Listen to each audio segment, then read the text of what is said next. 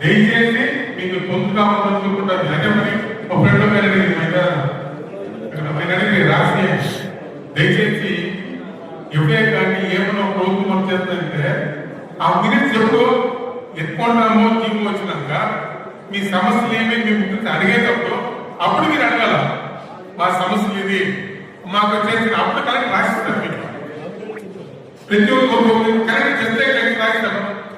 ఇప్పుడు మీరు వచ్చి మీరు డెవలప్మెంట్ అవుతుంటారు ఒక్కరేగా మాట్లాడుతుంది. మేము మాట్లాడతాము డెవలప్మెంట్ అవుతుంటా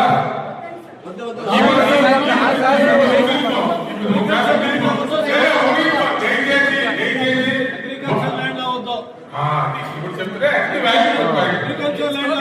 ఇప్పుడు చెప్పింది దాన్ని విడిచిపెట్టి మాకు డెవలప్మెంట్ ఉందని అనుకునేది మా వ్యవసాయం కూడదు. మా వ్యవసాయంతో న్యాయమైన కోరిక మీకోసం అందరూ పండిస్తారు. దయచేసి ఎవరైనా మాట్లాడేటప్పుడు సమస్య మన సమస్యలు పరిష్కారం చేసుకోవాలంటే దయచేసి మీకు అందరికి చేతులకు ముక్తంలో మన దగ్గర చాలా విధానం కావాలి. మన రాష్ట్రంలో ఆవేదనే చాలా దిగుకొని ఏమి చేస్తే కరెక్ట్ ఉంటుంది. కరెక్ట్ ఎలక్షన్ చేయండి. ఒక్కొక్క రాజకీయ పార్టీ కొత్తగా మాట్లాడతారు.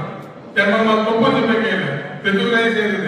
కానీ ఏ రాజకీయ పార్టీ వస్తుంది మన సమస్యలు మనం పరిష్కరిస్తారా?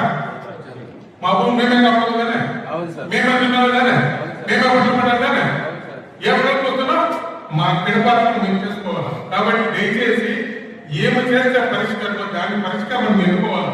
మీరు ఏమి చేస్తాను మీరు ఏ విధంగా తీసుకుంటానో మీకు వద్ద నేను ఉంటాను తప్ప చూసుకుంటాను. మీరు ఏ నిర్ణయం తీసుకుంటానో మేము మీకు వద్ద ఉంటానో అదే